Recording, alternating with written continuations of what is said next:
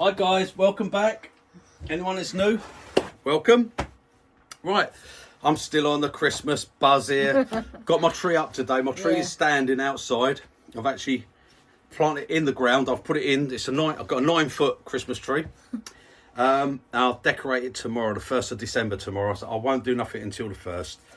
And then I'll get it decorated. So I'm still on the Christmas ornaments and doing bits. I've been doing the little bird houses. I've got to still get quite a few to do. Got all the things glued inside my little ball things, so I'm doing those. And I'm doing some other little bits. I'm doing like a little Christmas scene because I want to do the Polar Express. Now, I don't know whether anyone see it. Colin Wade did his one yesterday, done the Polar Express. Now, I think I see him do that last year. It's one time. I know he's done it before, and I'm actually going to do one this year myself. So it was good to actually watch that again. Very easy to do. But yeah, I'm going to do like the little Christmas trees and stuff as well. But the funny thing was, he did say to people, he gave a shout out to Mark, the gentleman Woodturner, to go over to his channel, which I did, but not until I couldn't get over there till the evening. I was working, so I was busy, so I didn't actually catch the live. And yeah, very good. He explained it. He explained it pretty well. I think there's still a lot of confusion people have with using the skew and the problems they have, and people are frightened of it. So I think really it might have been nice if he'd gone into that a little bit more. But someone did ask the question: could you do it with a carbide? And straight away is one of his earworms. I think it's Terry. Said no. That was it. No. You need a sharp edge. That's no explanation. And I think, what? That really annoys me. I tell everyone that you know, guys, if you've watched my things, there is nothing, absolutely nothing, can be done with a traditional tool that you can't do with a carbide chisel. Okay, one of the carbide chisels will replicate it exactly, and you can get the same finish. And I'm up for any challenge. Anyone thinks differently? Well, bring it on. I'm quite happy. You can do it. You can do it with a carbide chisel. So when people say no, I think, have you ever done it? Or wouldn't it be better to say, I've never tried, or I don't know, than just to shoot people down? I mean, some people can't afford the traditional tools, don't want traditional tools, can't afford the sharpening gear, might only want carbide chisels. Christopher Fisher, the blind woodturner, I've mentioned it before. He started out with my carbide chisels, and he found it easy. I've had a guy that had a stroke, was in a wheelchair, could only use one hand, uses carbide chisels. I had a bloke only just recently messaged me. He's got MS, and he's got a lot of muscle wastage, so he can't move his body. But he finds he can use a carbide because he just moves his hands, and he can use them fine. He's watched the videos and he's getting on good with it. So, you know, to shoot people down straight away and say no, I think that's a bit bad. So I'm going to show you. I've made a couple already. I've been making these. I'm making loads of Christmas stuff. I'm mad on it. Really, I haven't been able to celebrate a proper Christmas for 16 years, and I'm now really celebrating. As you all know, me and Lisa just recently got married, and we're in our new home, and we're going to town on Christmas this year because we both we're like big kids at heart. So we're going to really celebrate Christmas this year. So anyway, Lisa's going to show you these little trees. Now, these ones have been done. I've done them with I'm going to show you how I'll do that with a little snow effect on them.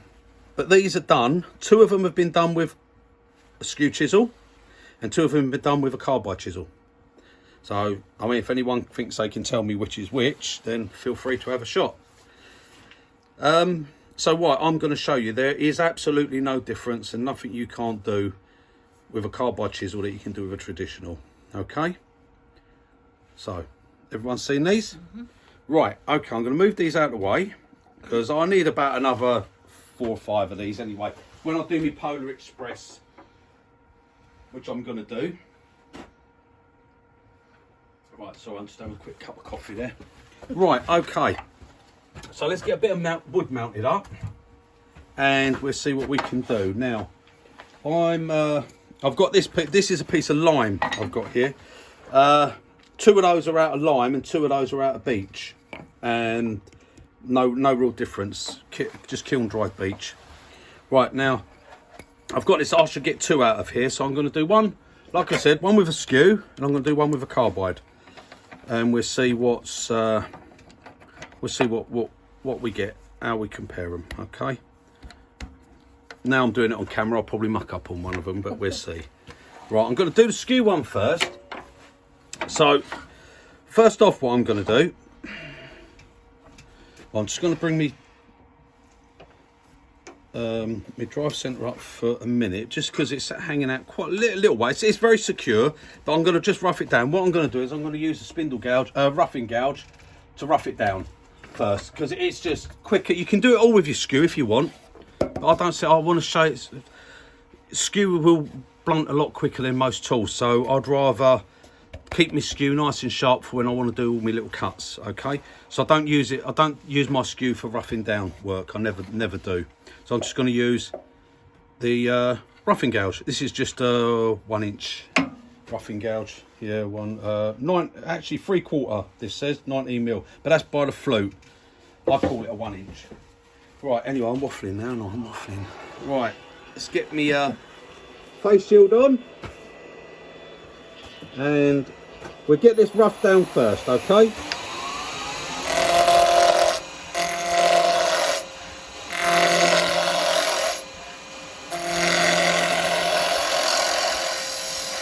Right, I'm going to take this down to what? Now I want to watch, because I want about hot. So I'm going from about there.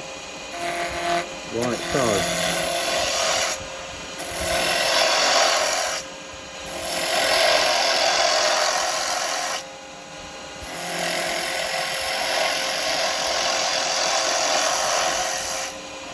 It's gonna.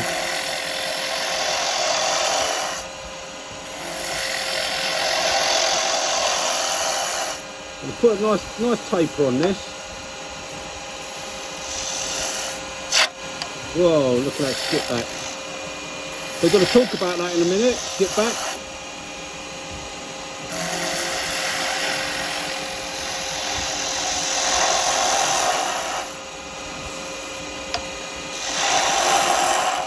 I want to get down to a point. Right, I'm going to move that out of the way now.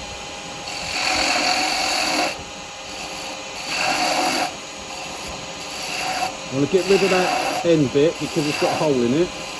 There we go.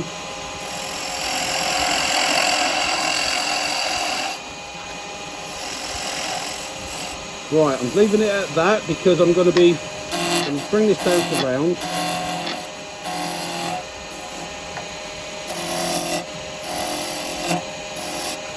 Give it a little bit of that. Right, okay. Get that round, because that's where I'm going to have my bucket down here in a minute. Right, okay. So what I'm going to do, first off I'm going to come in with a parting tool. Because the bottom of my Christmas tree is going to be just about there. And the bottom of my bucket down there. Right, okay. So now I'm going to come in with a few chisels. So I'm going to raise my tool rest up a bit. Use this one. So first off I'm going to bring that down a little bit. I'm going to come in, just take a cut.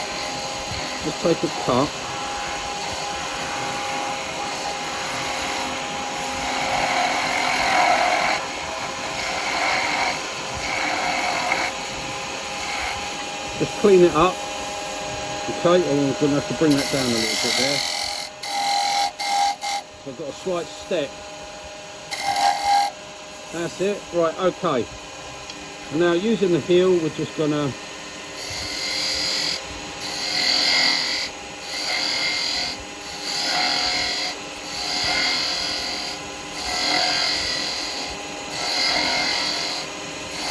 try and keep nice neat little rings.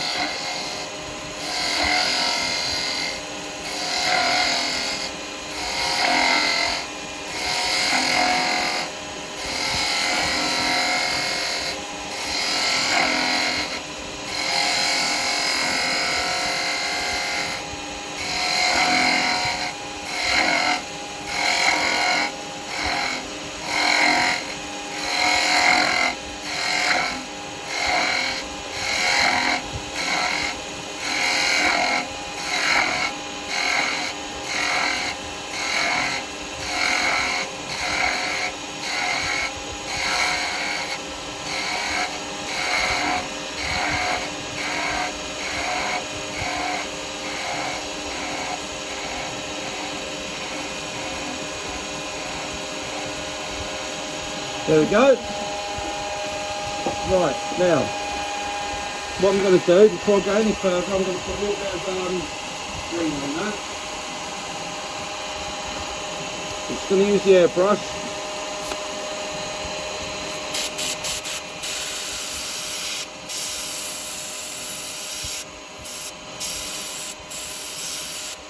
Nice dark green. Right, now, I want to get the trunk done.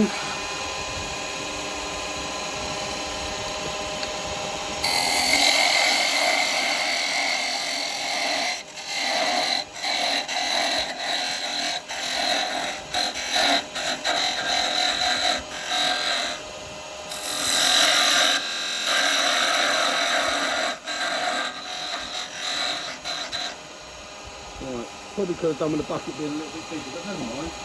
Right, now I'm going to put the front, I'll do that yellow, a little bit of yellow.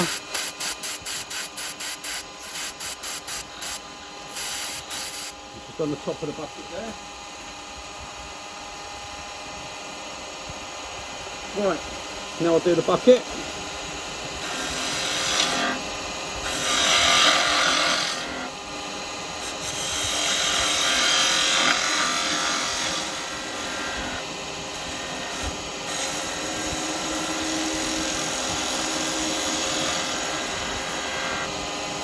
There we go, nice.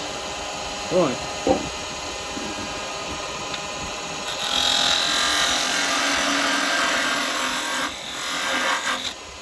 Into there. A little bit of red for the bucket.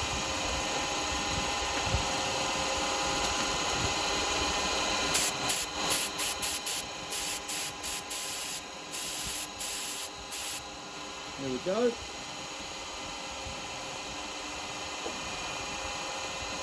Right, then what I do is I just use, spit it out boy, I just use a bit of white acrylic and all I do is give a quick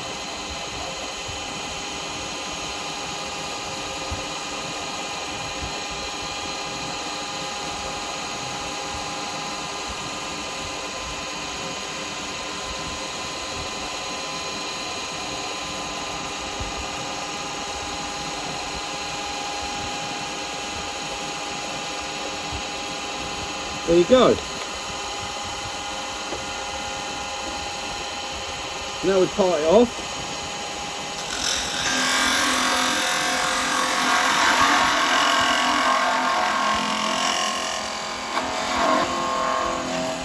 Come on. There we go. And there we go, guys. You see that? Just zoom it out a little bit. There we go. Wrong crystal. Oh look, I've just got a little bit of white paint on that. Never mind, that's snow got on the bucket. Right, I'm going to put that up the side there. We'll sort the bottom out in a minute, okay? Right, let me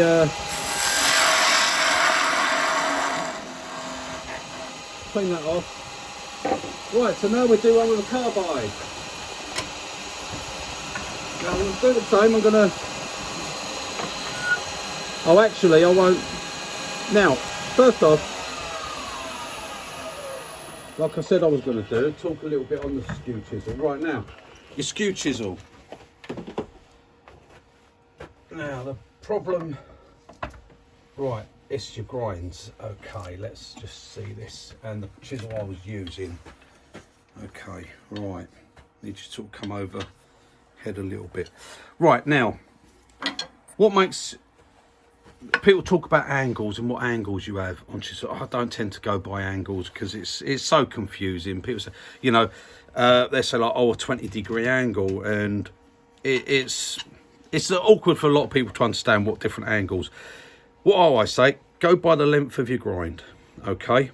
Now, the longer this bevel is, the more aggressive the tool will be. It's not so much more aggressive, it's the harder it is to control, because it's harder to keep that bevel in contact with the wood. And as soon as, like I've said before, as soon as that comes out, as soon as that comes off, it wants to skip back.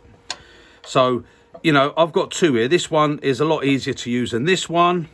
I mean, I like a long grind. You get a fast superior cut with it, and it's a lot better. But for starting out, the one I just used is this one. Now you can see the difference between those three. Okay, this one has a very short one, which would probably be around about a 20-degree bevel. What they say, 15-20 degree.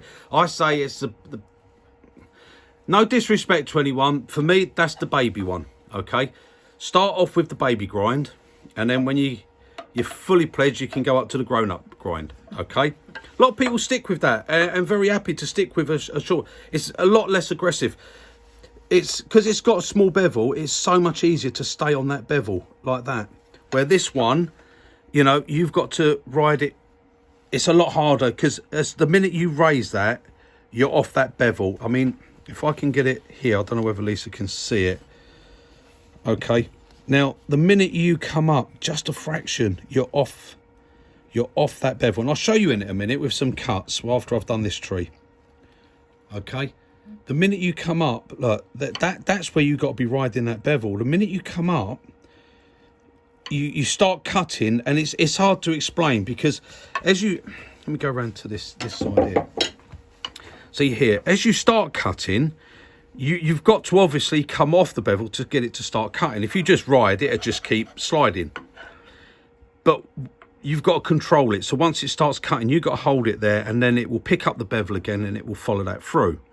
But it's very easy to come up too far, and what it'll do, it just go like that all the time.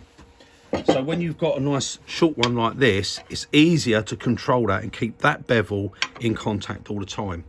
So if you're learning with your skew, you want that, a very short grind. Okay, that's literally what, 5 to 6 mil grind. Where this one, no, this one here, I'm getting up to about 10 to 12 mil grind on that. So this one would be a lot more aggressive. Not easy for a new turner to be able to use, or someone learning to use a skew would be able to use this one. Okay, you might be lucky, you might just pick up a skew and it might just come natural to you. But this one, definitely better if you're learning. Okay, so that's a little bit, but I'll show you a little bit later. Yeah, go practice with skew. That's all it is. It's practice. But go out there for a day and don't practice trying to make good cuts. Go out there and try and get as many catches as you can. Go out deliberately. You want to get as many catches as you can get with that skew. Okay, you don't want to get real bad point diggings because they're not nice. But try and get as many little skip backs and stuff as you can. And what it'll do, you'll start to learn what you've got to do to get them. Then when you know how to get them, you'll know how to stop them, and that can sometimes work if you can't get it quite right. So anyway, I'm going to stop waffling now, and I'm going to turn this one. I'm going to use carbide. Now I was going to rough it down with a roughing gauge, but I'm not going to because I said I'm going to use carbide. But what I will do first off to rough this one down is I'm not going to use the square, I'm going to use the round and rough it down first. Okay, so let me get my mask on.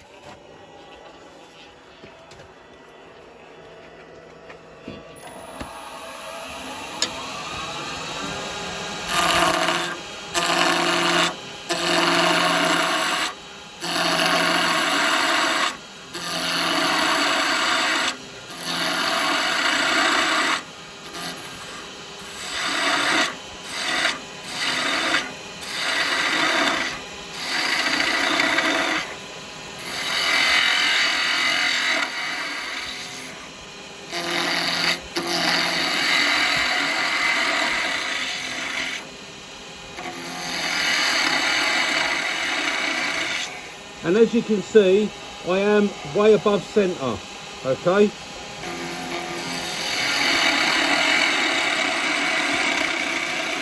When you're doing any sort of skew work, you want to be above centre.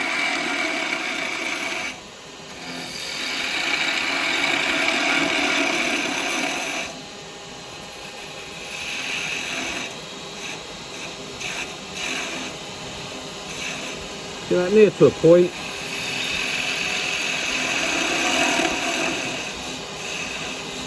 Right, okay, now I'm going to get rid of some of this square.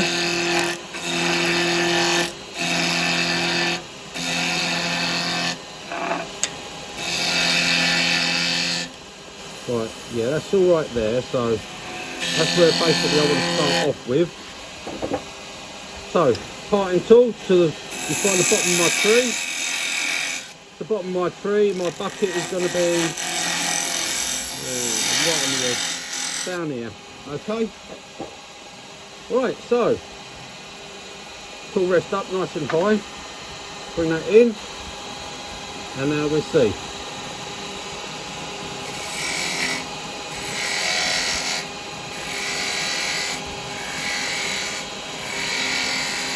See if we can do it with a carbide.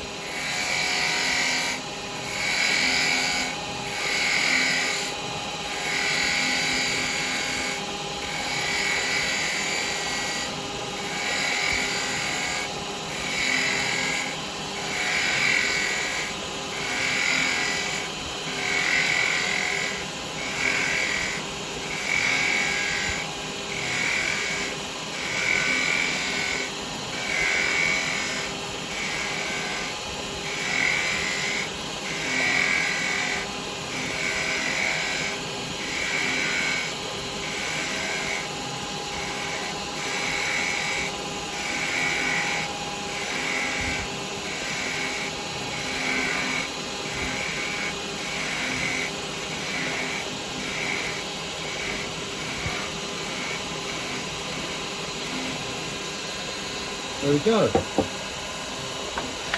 what we'll do, we'll give that a little spray.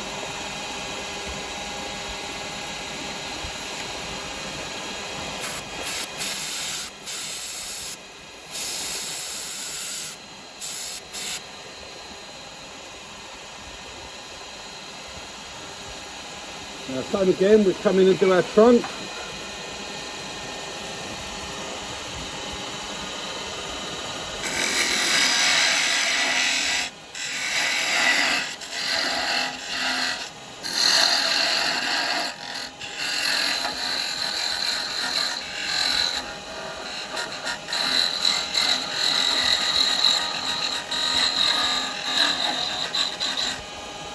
There we go. Right, now spray that, and we'll get the yellow. Right, the reason why I sort of turn a bit and spray a bit and turn a bit and spray it is because if I get any overspray, then I'm cutting it away with my next bit, see?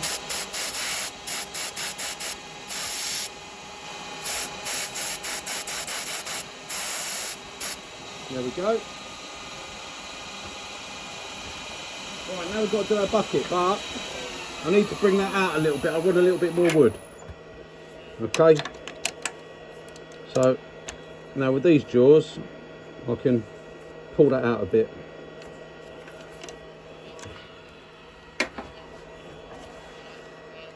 Right.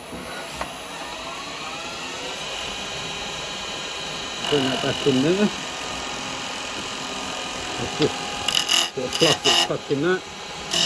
Right.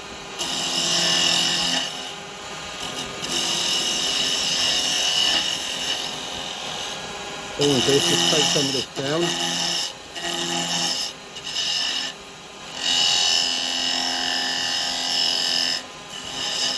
So I'll give myself a bit of room.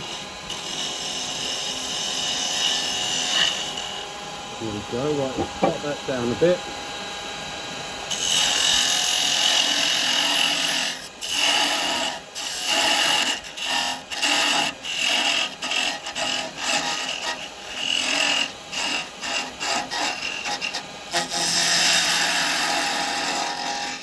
Just gives myself a little bit of room with the chisel. That's all. Right, and then on the side, you pick that cut up, come down, come round.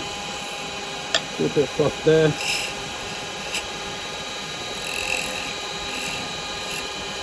So it's just a tiny little bit of fluff. What I'm going to do is I'm going to do that. There we go. And that gets rid of that little bit of fluff. Now we'll do a bit of red from my bucket.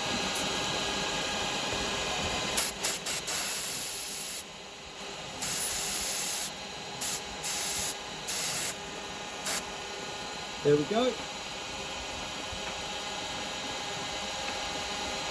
Right. Now we'll have a little bit of white. So we're going to be having snow this year. We hope. We hope. Well, I hope.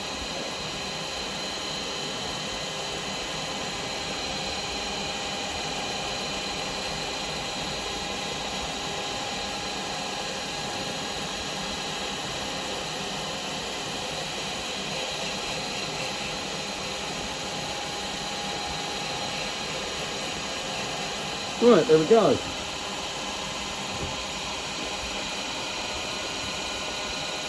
Oh, hang on, I've got to part it off and on. I was going to leave it on there.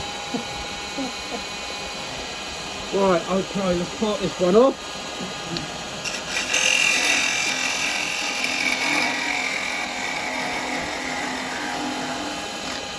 There we go.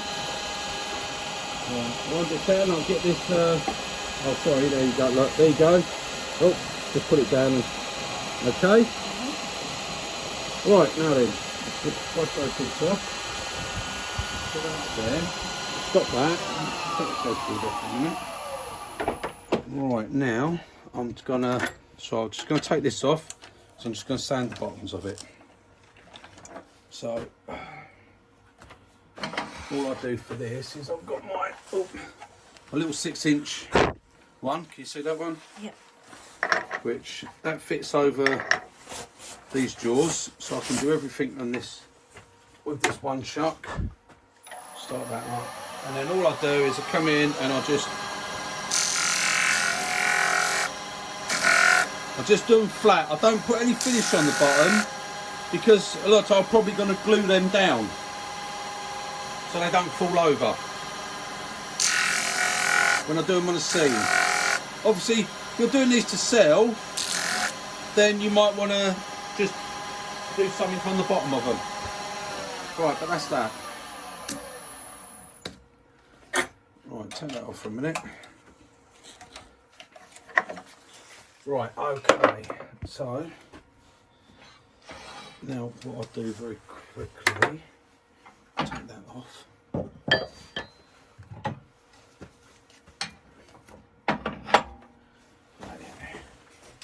Right, so here you go, guys. One done with a skew, one done with a carbide chisel.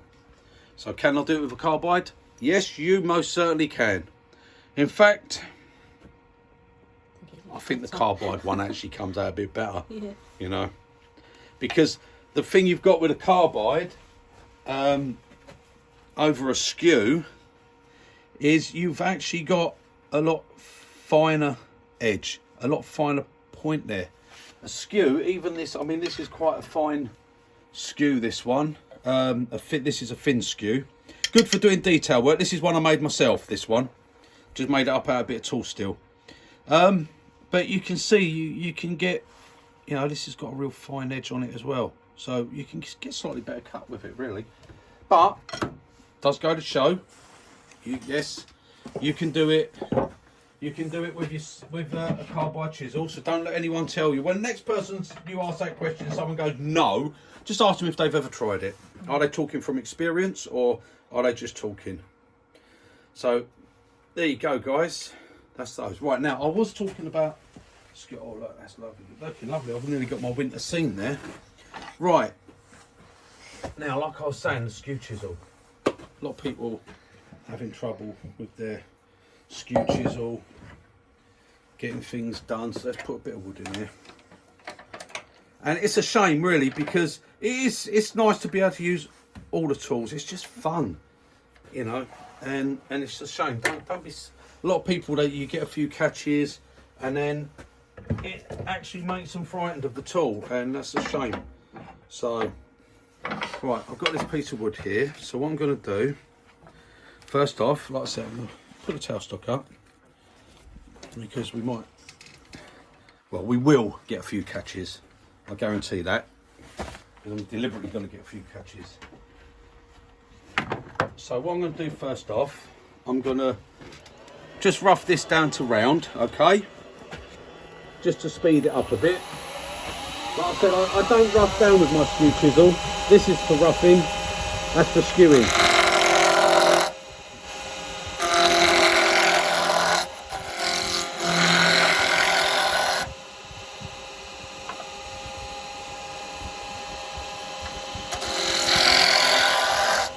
bit low actually with my tool rest, even for that. I'm normally always above centre when I use my roughing gouges as well. Right, okay. Right, I'm just roughing that up. We're not round. Well, we are round, but just roughing it up a bit. Right, okay. So, the skew chisel. Let's get a couple here. Right, now this is the one I said to you has that very long grind, okay? Nothing wrong with it. Come in, ride that bevel, and you pick it up. But actually, I'm going to come up a little bit higher so you can see it. You can see it better, and it's better to work. Now, don't be frightened how high you have your tool rest. Look, you can see where that tool rest is. Look, I'm way above centre. Okay, you can see that all right? Right, so we come in, and we just, if we've got our bevel rubbing here, which we've got it, we just raise the handle a little bit until it starts cutting. You just pick up the cut and you can run along, okay? Now the problem comes when you come along and you come in like this. If I can get it now. No. Right, I want it to skip and it's not going to do it. Right, I'm coming there, look, I'm coming off the bevel, right? And get that bit with it. I'm off the bevel and look. Now how many times do you get that? Okay, it's because you're coming off that bevel. Now that can be easier, like I said, if you go to a shorter bevel here, just clean that up. Now this will still do the same if you come in here, look. Okay, there your catches. That is because I'm coming off the bevel. Now this is easier, and it's easier when you're rolling over on cuts. So when you're coming to the edge and you're going to roll over on the end like this. Okay, right, this is easier to stay in contact with the bevel because it's a smaller bevel. So when you're when you're doing your beads and things,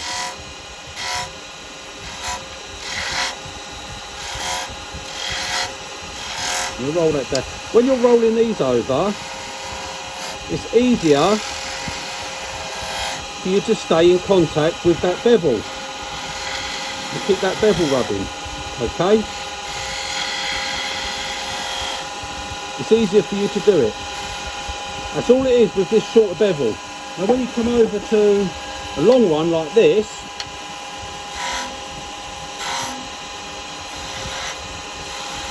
it gives nicer cuts. Okay, but the trouble with this, when you come in here, it's easier to come off of it. Now I can feel it's jumping, and I'm trying to get it to. It's not going to do it for me. Hang on. There, I can feel it's trying to kick back. I can't get it to do it at the moment. I'm just too good with a bloody skew. Right, I'm trying to. Right, there you go. Right, because it's easier to come off of that. Now you can go for an in between and get this one, which is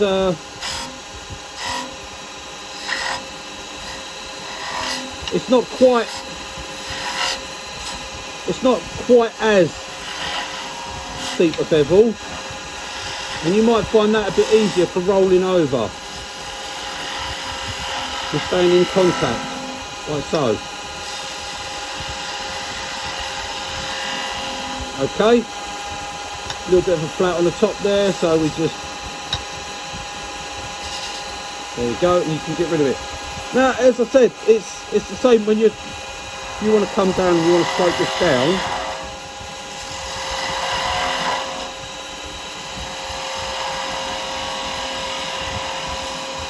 You want to get this little curve.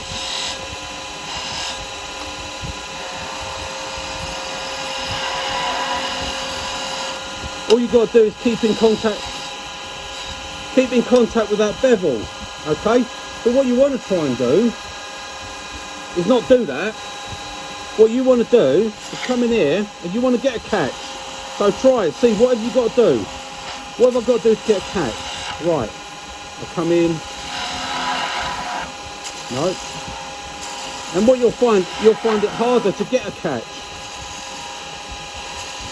I can feel it, it's just starting to jump. There, look, there. Because I'm not quite on the bevel. So if I'm trying to roll it over, I can feel it, but I'm not quite getting a catch.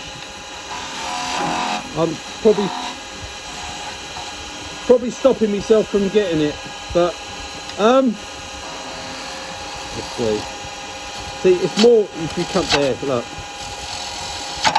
See? Now I'm going to get that. And the reason it happens because I'm not on the bevel.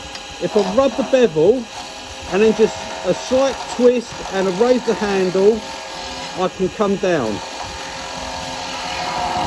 And I can get a beautiful finish like that. Okay? Well, there we go. And you can get it if you come on the tip and you don't have it right. But try and get as many catches and try and do it both hands as well. Okay? Get in there.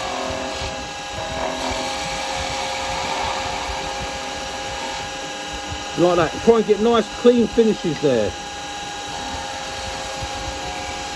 That don't need sanding. And practice it. But practice trying to get catches. So when you want to come in, if you want to just smooth this, you can come in like this and you get it nice and smooth. Okay? You just want to do a nice little plane cut. So put a bit of wood on and come in here like this. Look.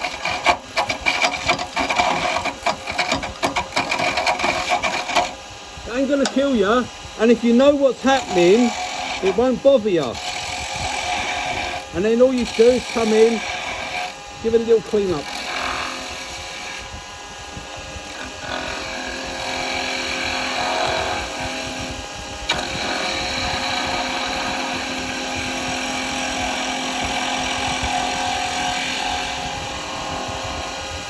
You can come in and just clean it up again afterwards.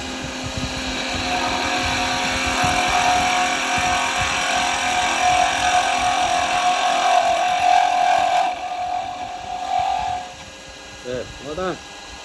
And then you can just come in and go, right, I'll make that into a Christmas tree.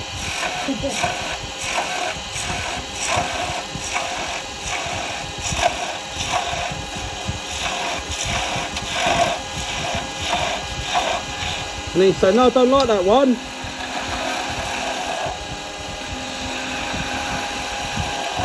So you come in and take it off again.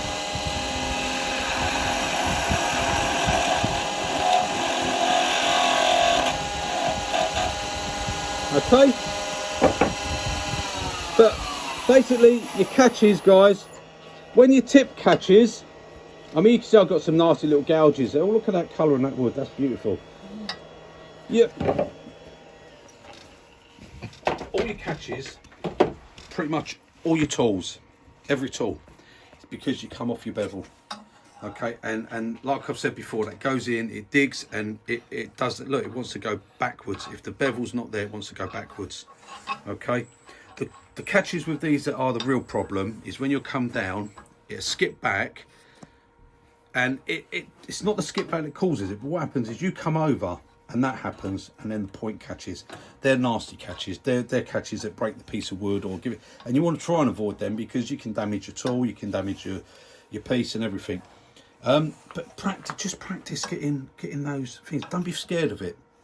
Don't be scared, and don't be too gentle thinking, oh, it's gonna go, because when you start doing that, that's when you're gonna get it. You've got to be in control of it. Get hold of it. It's not gonna bite you. Get in control. The thing I love about wood turning, it's one of the things I really love with wood turning tools. The tools never move. Pretty much everything else you do, if you use a chop saw, if you use a band saw, if you use a drill press, you use a sander, a grinder, all those things, the blades move. And if you put your finger in the wrong place, trust me, I know. Right, okay, they're dangerous. But with this, the wood turn, the tool's still, that can be turning. Okay, this can be turning like this, and I can be here doing this. Okay, but I can put my finger there. Look, nothing's going to hurt me. I can be right in close here. Get right in control.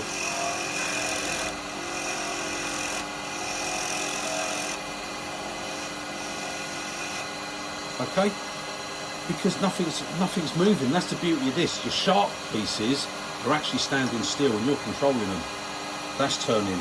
Most other tools, they're the ones to be frightened of, because they're the ones where the blade is spinning round and you do something wrong there, that blade don't take no prisoners. And you never realise the power of a tool until it actually bites you. Then you realise how powerful these tools are. They look so simple, some of them.